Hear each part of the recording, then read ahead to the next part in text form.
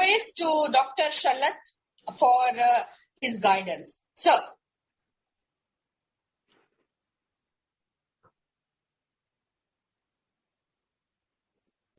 Good evening. Good evening, sir.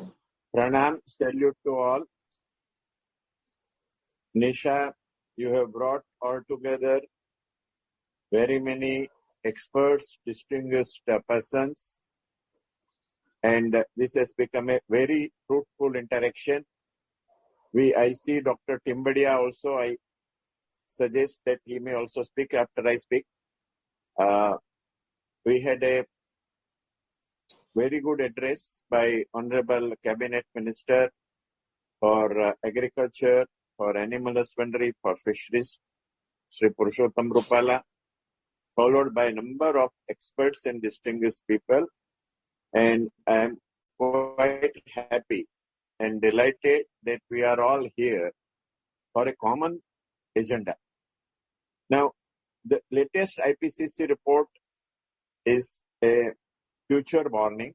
Already we know that climate change has affected us, but its severity is now enhanced and faced by each and everyone across the world. We may not call pandemic an effect of climate change, but I believe it is also an effect of climate change, or for that matter, heat wave, which is now going through Europe and parts of USA. These are the things which will enhance. And what is the challenge? The main challenge that world is facing is food security, livelihood in the rural areas, and food for hungry million. Rest of the things we'll be able to manage. We'll be able to manage our urban sector.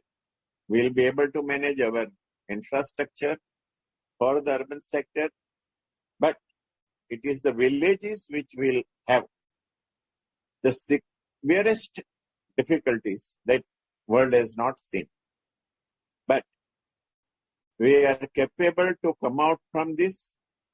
And I can share that in India, we have gone through this in our early 50s and 60s. We had what we used to call famine, where there was no rainfall for 2 years. And farmers, after 2 years, used to again become resilient and start cultivating. And those 2 years were, having said that,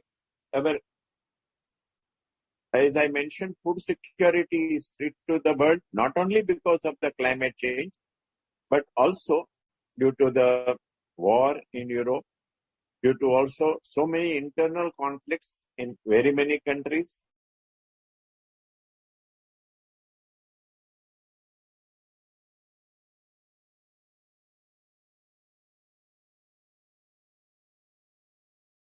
And become urbanites, and that also increases demand for food and reduces productivity and production because farming is living. So 3 key challenges which I see before the world community and as a major agenda and key agenda for COP27 is food security, food for the hungry millions, and food productivity.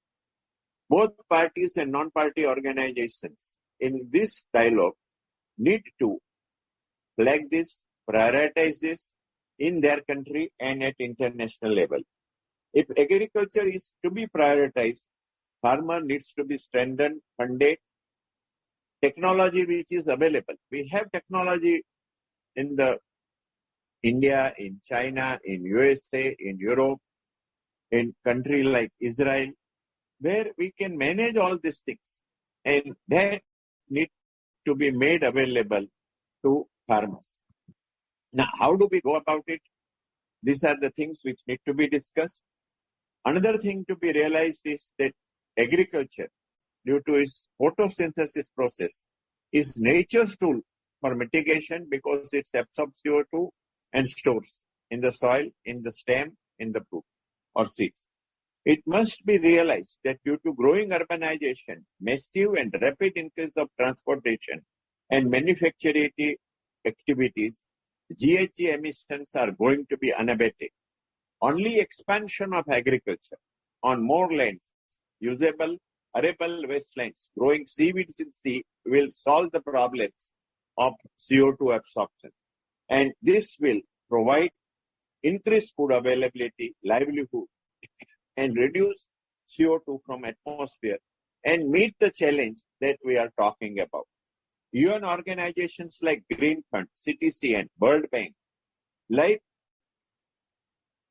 they must prioritize, they must earmark funds for agriculture and farmers and so much to take up countries which are not coming to them because very many countries do not have expertise to write a project proposal to Green Fund, CTC, and World Bank. They are not aware also. So it is the duty of UNFCCC and all of us together to identify these parts of the world, make available them project funds, prepare grants for them, also guide them how to administer them. COP 24/7 therefore need to come out with a clear agenda to support farmers, agriculture sectors, and action plan can be laid. Perhaps an exchange bank can be set up. It can be done by even GAXA, FAO, or any one of the organization because the FAO has already set up a knowledge bank.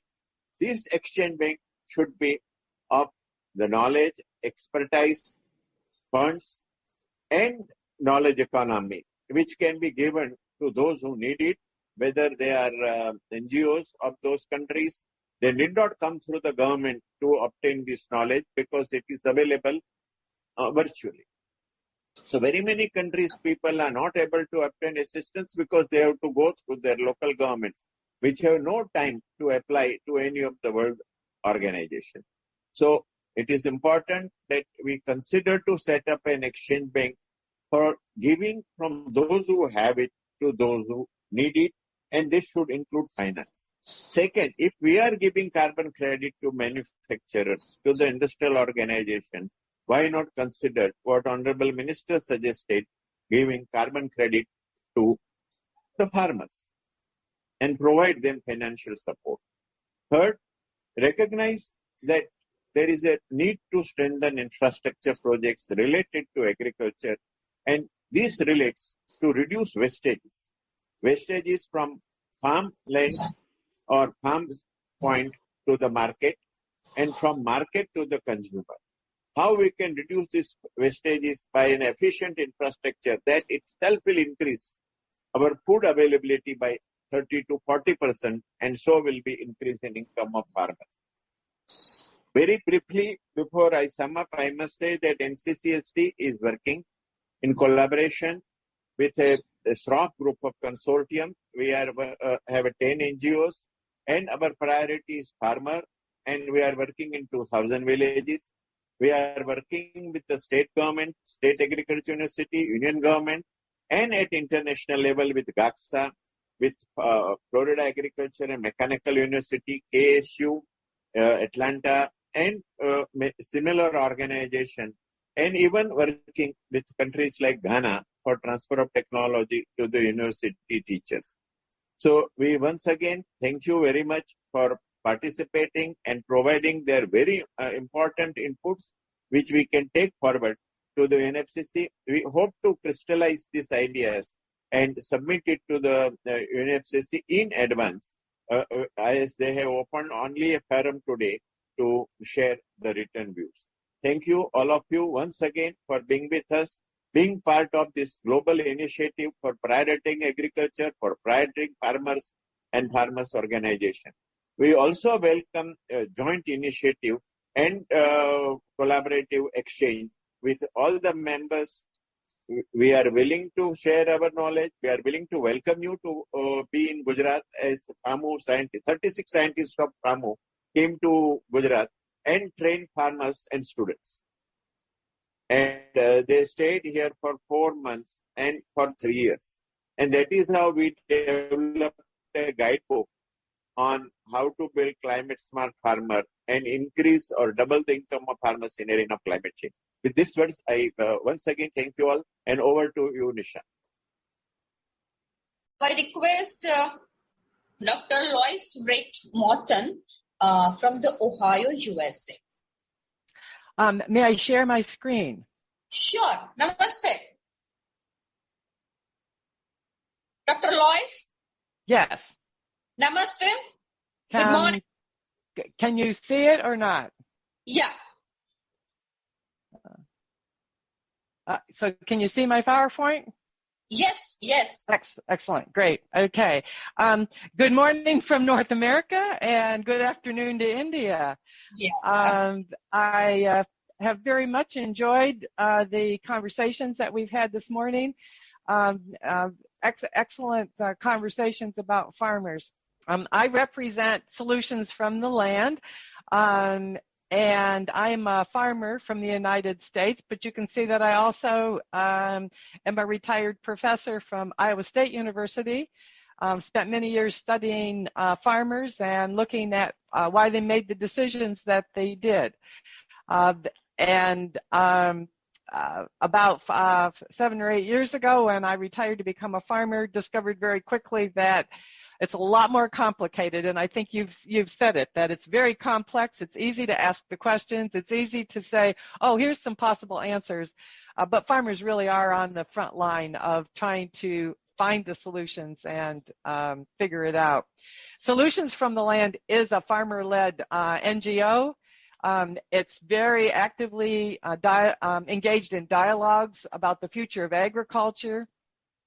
Very concerned about integrated land management solutions. We are a lead organization in NASCA, which is a North America climate smart ag alliance that supports GACSA strongly, and we're excited to be part of that project. You see here, I won't take any time on that. I could take my full 10 minutes talking about my farm, but I'm a specialty crop, blueberries and red raspberries. But what I want to talk about today is farmers at the center of agriculture climate decisions. And it's been wonderful to hear about some of the agriculture that's happening in Bangladesh and in Southeast Asia. And many of the farmer groups and many of the efforts that are being made to engage farmers in finding ways to address climate change in a way that helps them.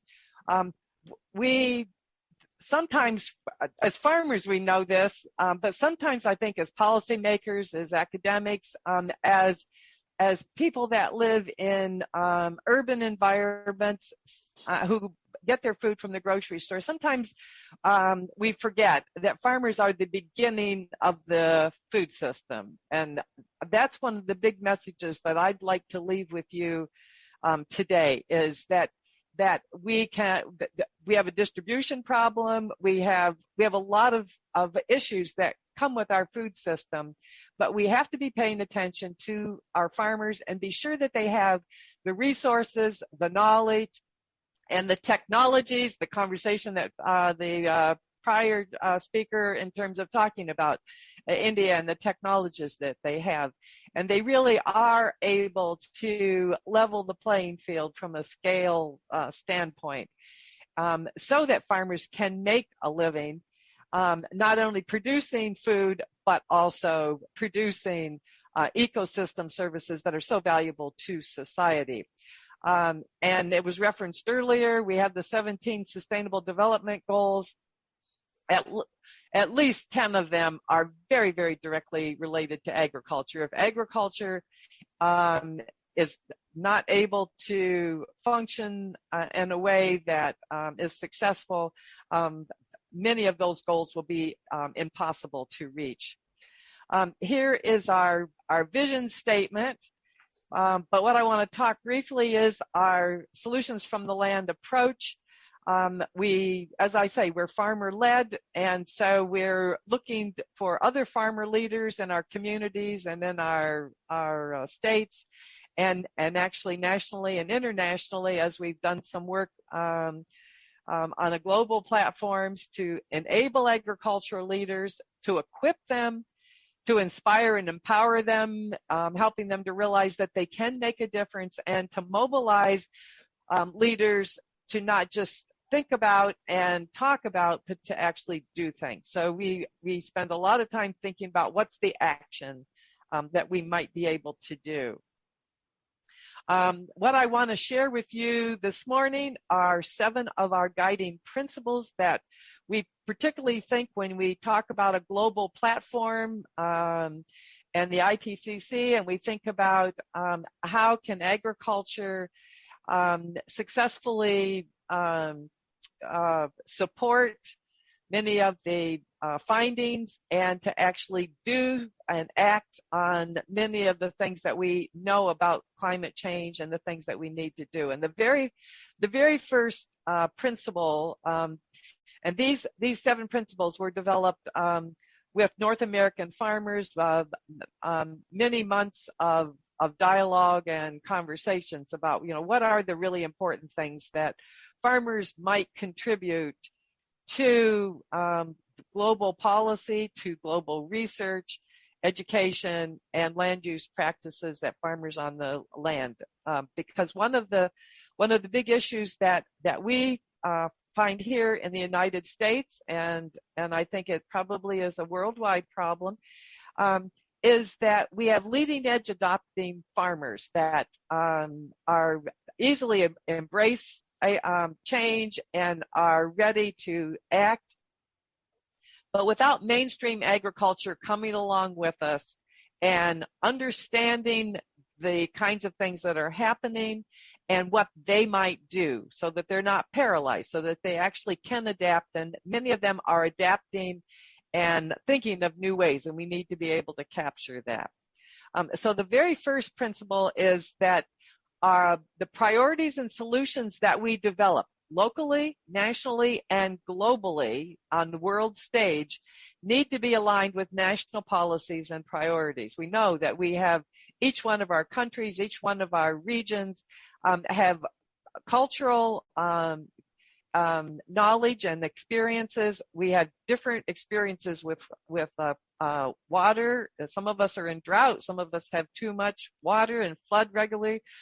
Many of us have both of those happening at the same time. So we need to be sure that when we develop priorities and solutions that they're aligned and that they're flexible enough so that we can embrace all of the diversity, both in the scale of agriculture and the kinds of activities that are happening. Secondly, farmers, ranchers, foresters, I might mention fishers need to be in this also. India is a fishing country, as many of us have coastal regions. Profitability must be a central component of any plan to transform agriculture systems. I know profitability often feels like it's a dirty word, that, we shouldn't be making money.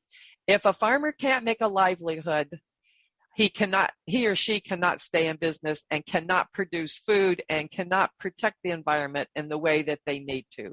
And it's part of our livelihood. So we have to be able to, at the end of the day, the investments that we put into our farm and the labor costs and all of those kinds of costs, whether they're technology, in the long run, we have to be able to produce a set of crops that support our family. And we need to always keep that in mind. Third, that we are not just producing an efficient product, efficient agricultural item per unit of land. We're not making any new land. The amount of land that is available for agricultural production is very limited. But we also are producing and protecting water and ecosystem services. So both of those must happen together, and we need the resources and the knowledge to be able to co-produce those. Fourth, very much what you're doing today, uncommon collaborations are needed. We need multi-stakeholder models. We need government. We need academia. We need the private sector. We need NGOs. We need agriculture, food systems, business. All of us need to be focused on a whole set of identifying what the problem is. We'll all come up with different solutions, and many of those solutions, it's a broad basket, and we need to not say that there is one solution. There are many solutions as long as we're focused on being able to adapt and mitigate a changing climate. Point number 5, farmers, ranchers, and fishers and foresters, we are targets of policies and regulations. Everyone says, well, if we just make a policy, we would fix that. We would fix a whole lot of problems. But people, we need to ask farmers, what is it that you're doing? How might we solve the problem? It's not enough to have the technology. It's not enough to have the science. We have to put that together, and the farmer, the fisher, has their own experiences and their own knowledge. They're already adapting. They're already finding ways that work and finding ways that don't work. We have as many failures as we have successes, and so we're learning from them. And policy needs to learn from the farmers and the fishers and the foresters and the ranchers and be permitted in a systematic way to provide significant input, both to the problem identification and to the solution design. And then they will own and be willing to actually change and put in place many of the recommendations that we know will be successful. 6 is that adaptation strategies require scale appropriateness. And we've had this theme all the way through our conversations today, that I'm a small landholder. I'm a small scale berry grower. I grow for local markets, but I have farmer colleagues that have many hectares and have very, very large scale. We need both of those in order to feed our populations. And so we need to have those technologies that we can, new breeds, new ways we're transforming our own system. We need to recognize that not every tool and every technology will be appropriate to every size farm or every size fishing operation. The last basic principle is that science-based practices and technologies in conjunction with farmers, foresters, ranchers, foresters, and experiential knowledge and indigenous innovation must come together. It's not enough, and we've had several of our speakers recognize that really nicely, that science-based practices are important. We need to keep finding and innovating, but let's not forget that the experience that farmers bring to this problem, to the set of problems of water, of heat, they're already experimenting. I don't wait for the information to come. I have a pest problem. I have to act today. If I'm moving into drought, I'm looking for information, but I have to do something about it today. And so we bring to policy and to our research a lot of experiential knowledge and innovation that when they're married together, we can actually have really climate smart practices in agriculture that I think can transform our systems. If we try to do it just on science, you need to do this and this is how you ought to do it, or if we just do it on, well, this is the way I've always done it, so we should just keep doing it. Both of those ways are insufficient. We need to put them together and learn from each other, and that will enable us, I think, to transform our systems. Thank you very much. Thank you so much, Dr. Loitzy, for your excellent presentation. And I think your work is a similar work like us. So it's very much important how we as a country, India, USA, UK, Europe, we share our experience. And as you mentioned in your presentations, how the farmer, they start taking their own decision. This is a main important thing. And when the farmers, they start their own decision taking, then our objective is fulfilled. So I think your NGO's initiatives is the same like the other initiatives. And we really appreciate your efforts. And we really happy to work with you. And thank you so much on behalf of NCCSD, India, country, and the other partners for your presentation. And you took your time for these presentations. Of course, in the Ohio, it's early morning. Still. Well, actually, this is blueberry harvest season for me, so I'm actually up at daylight. I've been sorting berries while I've been listening to you. So, yes, I'm multitasking. So thank you. So thank you so much, Dr. Aloisi, for your all efforts and time. And on behalf of NCCSD, please convey our regards to Erin also. Well, he sends his apologies. He very much wanted to be here. He's represented us in the Berlin meetings today, and he sends his regards. We really appreciate the partnership that you have given to us. Thank you so much. Thank you so much to you and Erin. Give our regards, and we'll keep in touch with you for the further work. Thank you so much, Dr. Aloisi. Thank you. Thank you so much. Now I request Tobias Grass for his address and guidance. Tobias Grass. Thank you very much, Nisha, and thank you to the NCCSD for giving me the floor to participate in this distinguished dialogue. I'm representing today the farmers' constituency in the UNFCCC. I'm with the Danish Agriculture and Food Council, and we are part of the World Farmers Organization, and of course is an integral part of the farmers' constituency alongside other farming voices. It's been very interesting to listen to the previous speakers. What I took down from some of them is that we really need partnerships in order to overcome the challenges we're facing.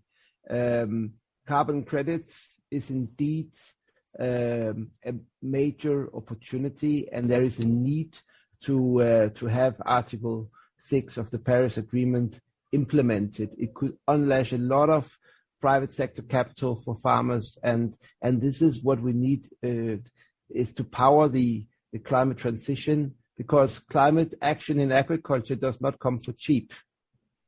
We heard the cabinet minister speak about the strengthening of the food, water, and energy nexus, and that, of course, is very key. It's where the GACSA practices, the climate smart approaches play a very significant role, and it's also where we need to find the right structures to act so that the transition becomes participatory. We have seen examples of the opposite when rules, top-down approaches ask for dramatic changes over a too short period of time. Well, then we do get into trouble, and we are seeing right now some of these consequences for instance, in Sri Lanka, where at the last COP, some very ambitious policy was announced, which had some very unintended consequences. So that serves as one example of what not to do, and on the other hand, we need to reflect on how can we then move forward in a participatory manner. Now, in the farmers' constituency, we have for years been calling for more climate finance for agriculture. And therefore, we are very happy to see that there is a new initiative. It's called the FAST initiative from FAO and other actors. It's building up towards COP27 in Egypt. And this initiative calls for what we have been calling for, namely more climate finance for agriculture. We can see from the graphs now that we have received from the FAST initiative that the global agricultural share of climate finance has been declining in recent years. It's been stable around 25%. And this number, 25%, it simply does not match up with the challenges that we face, which we see the climate challenge, the climate impact of agriculture is somewhat nearer 31%. So those two numbers simply do not match up. We also looked into why this is the case. Of course, the sources of climate finance, they are manifold. But one of the leading actors and donors out there is the Green Climate Fund. And there, a few years back, there were some numbers from the FAO showing that about only 12% of the Green Climate Fund expenditure was allocated to agriculture and forestry. And this might have something to do with the fact that amongst the 100 or so accredited entities to the Green Climate Fund, one does not find accredited entities that spring from the, let's say, the origin of the farmers' constituency. These are mostly private banks, or they are government ministries. But not, they're not structures that come from let's say the farming and global cooperative community. Then there are a few exceptions, and we are happy that the FAO, for instance, is an accredited entity to the Green Climate Fund, IFAD as well. We also see some research structures such as the CGIAR network being accredited, but these are the exceptions, and we really do need more accredited entities to the Green Climate Fund that originate from the cooperative and farming constituency.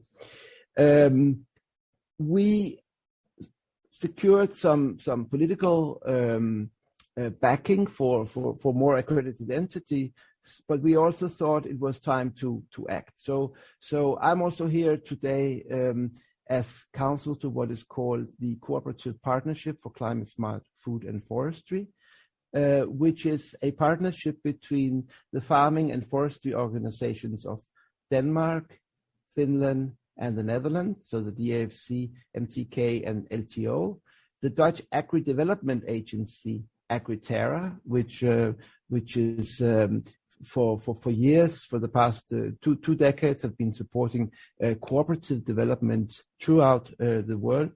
So this cooperative partnership came together because we believe that the cooperative as a structure can something which a limited company cannot, and which smallholder farmers and farmers, also big farmers, big scale, large scale farmers individually cannot, namely to organize a transition.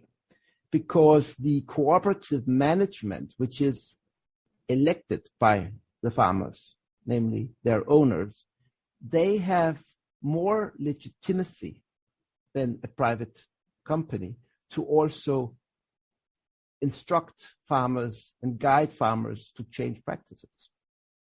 And so this was an idea, one could say borderline ideology.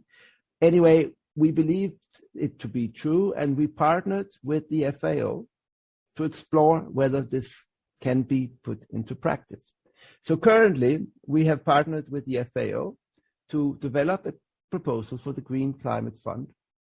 And of course, developing a proposal for the Green Climate Fund requires such statements to be backed by facts. And I'm happy to share, I can't reveal too many details of what is in the pipeline, but I'm happy to share that what we have found so far is that indeed the cooperative does have something for it. And so we believe that what might be developing together with FAO and the cooperative partnership in Kenya might also be something that inspire climate action in agriculture in other countries, in other continents, namely to put more focus on cooperatives and see the cooperatives that sit in this strategic position above and below the farmer at the same time, to make that a real vector and actor for climate action. So going forward, this is where we are. We have the big figures that show that more climate finance is needed for agriculture and forestry. We have the experience that more partnerships are needed, and we have now the proposal that the globally cooperatives have been perhaps overlooked as actors for climate action, and that is something that in many countries colleagues could look towards cooperatives. Farmers could look towards cooperatives, perhaps also organize themselves in cooperatives and strengthen resilience, climate resilience, but also climate action. Thank you very much. Thank you so much, Tobias, for your excellent presentation. You are using the one word, cooperative. Yes. Our state have a mastery for that. Gujarat, yeah, because earlier I remember when we had a meeting with the Danone company in the Denmark. At that time, when we shared about the model of the cooperative, then sometimes it's not accepted by the people. But when today you mention about the word cooperative, then I feel very happy. This is the solution. This is the solutions. If you work in the manner of the cooperative, then farmers, they took a decision. Exactly. And that's why the success ratio and the progress is like 100%. There is a no chance for it's not working or something like that. So it is a more chance to how they can do a progress. So we are happy to work with you if you need any support from us, particularly for this cooperative sector. And our state have a lots of experience, expertise, and as our executive chairman, Dr. Kirit Shalat, he was the principal secretary of agriculture. At that time, this cooperative movement was started, and he had a tremendous experience of this cooperative movement and how it's successful. So if you need any help, we are happy to do that. And as mentioned in the first initial inauguration, I already mentioned that whatever expertise one country have, they share with the other countries, and whatever expertise you have, we don't have. If you share with us, then of course we can overcome all the challenges. Indeed, if I just may ask one thing, which to add to what we are currently developing for Kenya, it's also a technology transfer mechanism where indeed climate smart practices from farmers and cooperatives in these cooperative partnership countries would be shared.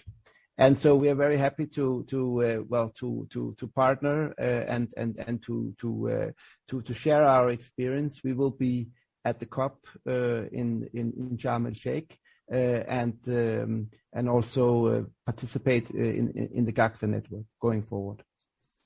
Sure. So thank you so much for your presentations and your initiatives. You already mentioned about the cooperatives partnership of this Denmark and other countries. I think sometimes climate finance is very much important when you have to move forward. So as a farmer constituency, as an NGO, as a stakeholders, initially on the pilot basis, you need a physical, financial, and technical support. Then, after some experience, after some years, you have that expertise, and then you are a self-reliant. So this is the whole expertise or experience we have in the cooperative sector. That's why I am sharing with you just. So thank you so much for your presentation, and we are very keen to work with you, and we look forward for the partnership also. So thank you so much. Thank you. Thank you, Namaste. On behalf of NCCSD in India, we're really thankful to you for your time and for your efforts, Tobias. Thank you so much. Thank you. Now, I request Mr. Dr. M.D. Shah Kamal Khan. He's the project director of the Ghana. And we always get the knowledge and information about the meteorology, especially from the Dr. M.D. Shah Kamal Khan. So now I request Dr. M.D. Shah Kamal Khan for his guidance. He's from the Dhaka. So,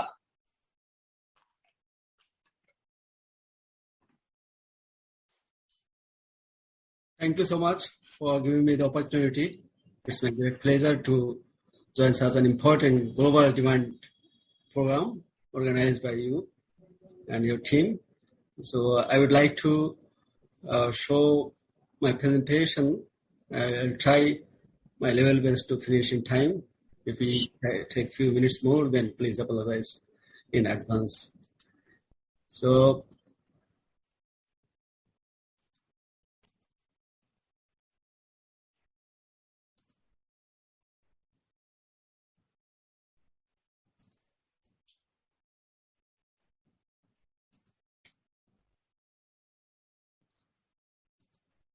is this visible? yes, sir. Okay, thank you so much. So my topic is importance of agronomic advisories and dissemination to the farmers. And Bangladesh is one of the densely populated and agriculture-based developing country in South Asia. And our meteorological status is more or less same in common in South Asia, so that we have formed common platform like SARC, SASCOP, SAFOM, SAMA. So many organizations and associations have been developed due to the common platforms. And globally, unfortunately, we rank among the most climate vulnerable nations. And as per index in 2019, our country ranks 7th vulnerable country in the world. If I say the hazardous situation throughout the country, you see drought, flash flood, river floods, salinity, intrusion, cyclone. It happens throughout the country from north to south, and east to west, and it covers mostly throughout the country. So it indicates that we are really in the threatened condition in respect of climate change. And if I say some sort of major severity, you see cyclones, storm surge, tidal bores, river floods, flash flood, nor'easters, tornadoes, hailstorms, droughts, heat waves, cold waves, heavy rainfall, river erosion, earthquakes, landslides, lightning and thunderstorms. So all kinds of natural hazards happening in our country.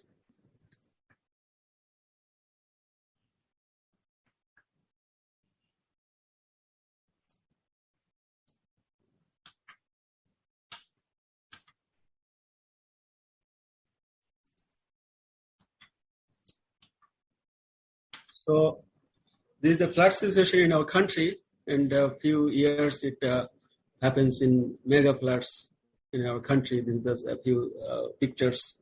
And every year, more or less, agriculture is affected by the flood.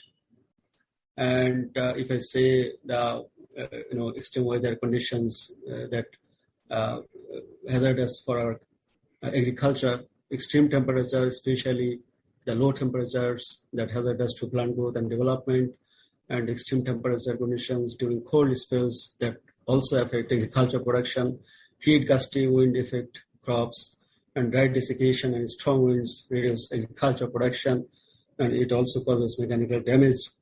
And you see extreme moisture conditions, namely drought. It is also cause of severe damage in agriculture sector. High soil moisture submergence, that is also hazardous for agriculture, and uneven distribution of rainfall. In fact, whenever we want rain, it doesn't happen, but whenever we don't want, that happens. So uneven distribution of rainfall is also cause of hamper in our agriculture. And cold wave is another cause of heat wave, hailstorm, cyclone, and those are the major threat for agriculture sector in our country. So management of extreme weather in agriculture through agrometeorological advisories is very important in respect of our country. And the agrometeorological information system development project that I am leading here, it's a component C of Bangladesh Weather and Climate Services is a project. It is a vital project of Department of Agriculture Extension and the Ministry of Agriculture in our country. And the project is funded by the World Bank and is being implemented throughout the country. And our website is bamis.gov.bd, and we have Bamis mobile application. So Bangladesh Agrometeorological Information System is very popular, named as Bamis, has been established under this project, and it's only government approved and authenticated agrometeorological service provider in our country. And our objective is to strengthen the capacity of the Department of Agriculture Extension to deliver reliable weather, water, and climate information services, and improve access to such services by priority sectors and communities. And AMISDP is a very important, smart, and global time-demand project. It's working for ensuring climate-smart agriculture in the country. It is ICT-related and contributing for digital Bangladesh formation as the mandate of our Honorable Prime Minister. So we are supporting in the form of digital Bangladesh formation in our country. And this is the Bamis web portal, bamis.gov.bd. And I should say it is becoming very popular in country and abroad.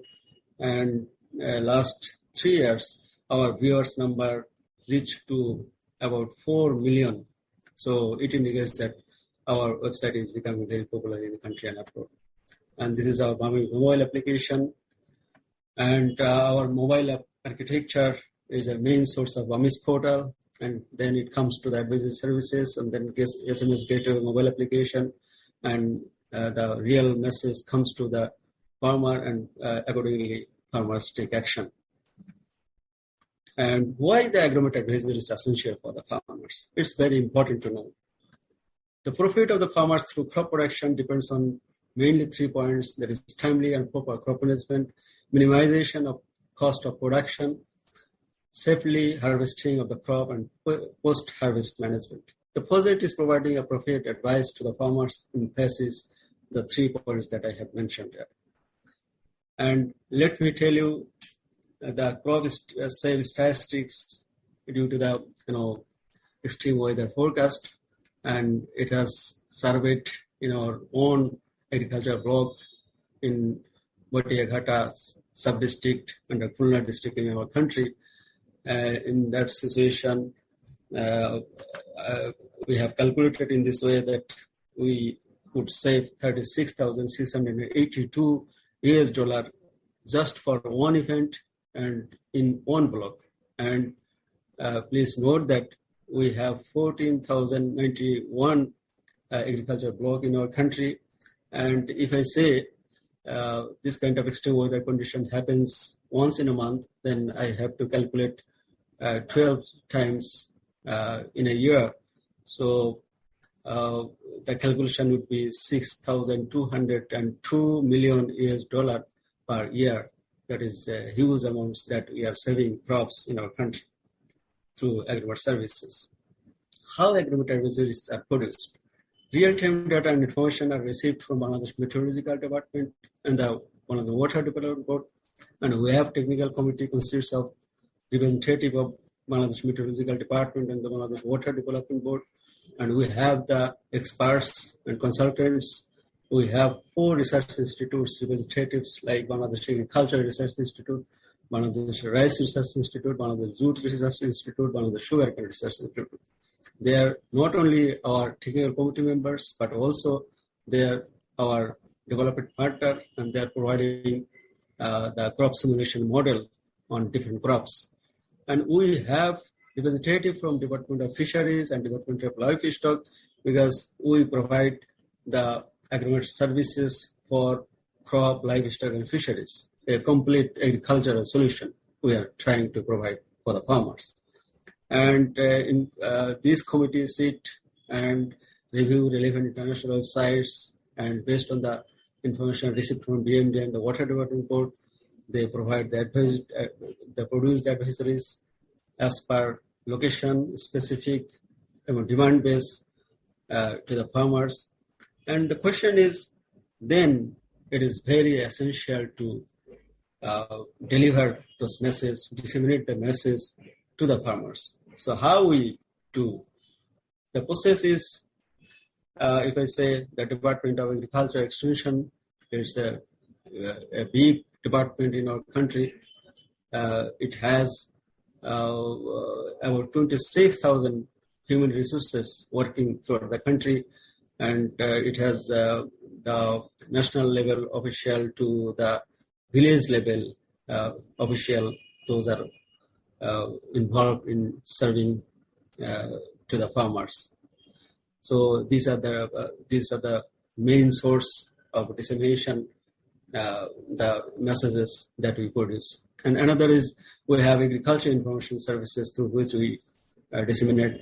We have BAMIS portal and BAMIS application, mobile application. Through that way we disseminate our agriculture advisory, and we produce national level bulletin once in a week. We produce district level for all districts twice in a week, and for a special bulletin we produce as per the natural or extreme weather happens prior to extreme weather and post extreme weather conditions. And we send SMS to the target farmers. We provide IVR or voice messages or voice calls to the farmers and the DA officials. We provide farmers training. We do some sort of farmers group approach, because we have established farmers group throughout the country, and lead farmers, we provide the information, and then the lead farmers convey the message to the farmers, to the fellow farmers. And we have established kiosk. It's a smart device, combination of Android and the Windows application. So it's a very smart device. It has been established throughout the country in each sub-districts. So through kiosk, we are providing the information to the farmers and the DO officials. We have established union weather display board through which we can share the advisory, and we prepare and distribute the leaflet, booklet, brochure, posters, and different types of IC materials, and through which farmers come to know the urgency. And in emergency situation, localized based, we provide the miking, that means audio system, loudspeaker we use to announce the special messages that need to be followed by the farmers. And mass media, frequently we utilize the radio, TV, newspapers, and some sort of discussion, talk show, advertisement, documentary, different types of messages we provide through our mass media. So along with that, for the high officials, literate people, we provide the email. We have the Facebook group for the national level and the union level Facebook group. We have the YouTube channel through which different techniques and the messages we provide. And we organize training for the farmers, our assistant agriculture officer who are responsible at the village level, advisory services, and the other Department of Agriculture Extension officials. We provide the physical training with training materials and some sort of field visits. We provide that kind of training. And we organize national level, regional level, district level, and sub-district level workshop through which we try to aware the respective persons, local leaders, and the persons, electronic and print media people, and involved with this agriculture sector. So that is very influential activity to award the farmers and other officials. And information, education, and communication materials that we produce and distribute throughout the country. So if I say scope of works and recommendations under this webinar or workshop today, some tools related to climate smart agriculture and climate change adaptation may be co-developed with Department of Agriculture Extension, and huge number of technical persons involved from national level to village or union level may be mobilized for research, trial, or demonstration in our country, and capacity building of DAE personnel, arrangement of DAE official training by visit, seminar, workshop, and relevant institutes in abroad for exchanges, ideas, and views, as well as learning. And today, in addition to that, I would like to say that the pandemic situation of the COVID is overcome. Now we are people going abroad and exchanging ideas and views. And a few days ago, I visited IMD in India and NASA in USA and some other countries we visited, and we are sharing our ideas and views. So may I request the organizers to organize such kind of workshop, seminar in physical mode, because it's much more effective rather than the virtual workshop. So that would be fine for us, and we could discuss thoroughly each and everything, and we can obviously find out a good result from that kind of workshop or seminars. So thanks for patient sharing, and once again I really highly appreciate to the organizers and give me the opportunity to be here to say something to the audience. Thank you. Thank you so much, Dr. MD Shah Kamal Khan, and thank you so much. Your presentation is very excellent, and the calculation you made is very impressive, because sometimes we do a lots of work, but the actual outcome, if we don't know, then actual happiness will not come out from the project as a project coordinator or as a project director. But when it's come a data, this million of the farmers save this much of money or something like that. So it's very impressive, and then we feel like satisfaction. We did this work, and because of that, this much of farmers are benefited. So thank you so much. And you rightly pointed out, we are planning for the physical South Asia meeting or international conference for end of this year or maybe starting of the next year.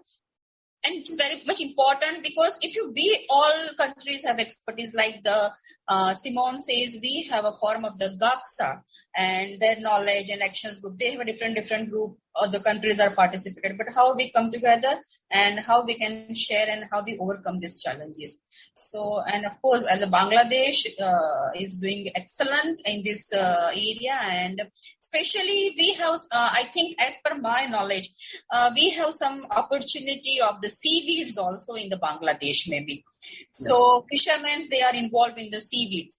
Mm-hmm. So I think when we meet physically or by virtually, we can discuss that also. Sure. What expertise Bangladesh have for the seaweeds. So thank you so much, Dr. MD Shah Kamal Khan, for your time and your busy schedule. You took aapne apna time samay nikala and you make the presentations. Thank you so much on behalf of IPCC, sir. Thank you so much, and we need your guidance, sir, in the future also. Thank you. Thank you so much.